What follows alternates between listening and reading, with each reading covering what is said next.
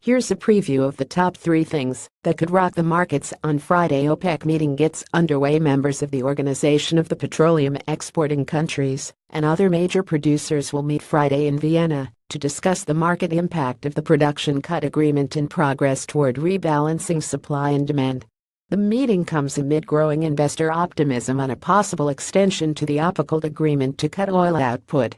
In May, OPEC and non-OPEC members agreed to extend production cuts of 1.8 million barrels per day for a period of 9 months until March 2018, but rising production from the U.S., Nigeria and Libya has undermined the oil cartel's efforts to curb excess supply.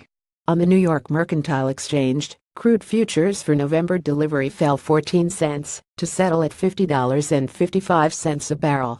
Cryptocurrency exodus to gather pace. Bitcoin's sharp rally from its dip below $3,000 following the Chinese ban local exchanges is nothing short of extraordinary, but the digital currency has since pared its post-China ban gains, leaving many investors doubting the strength of the recovery. In the midst of uncertainty surrounding the strength of the Bitcoin's recovery, proponents of the popular digital currency are adamant that the China ban is a minor setback, as the country's grip on the global Bitcoin exchange market pales in comparison to that of its East Asian counterpart, Japan. Japan is the largest Bitcoin exchange market with 50.75% of the global Bitcoin exchange market, while the Chinese Bitcoin exchange market accounts for less than 5% of global trade.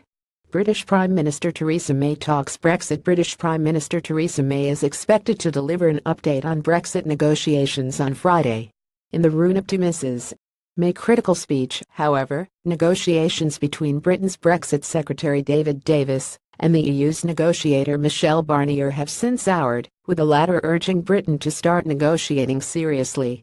In a further sign of souring relations between the two negotiating parties, it is understood that no European Commission officials will be traveling to attend Mrs. May's speech. The pound has managed to sidestep most of the Brexit noise, taking its cue from the Bank of England BOE amid growing expectations that the BOE will hike rates in November. Original post.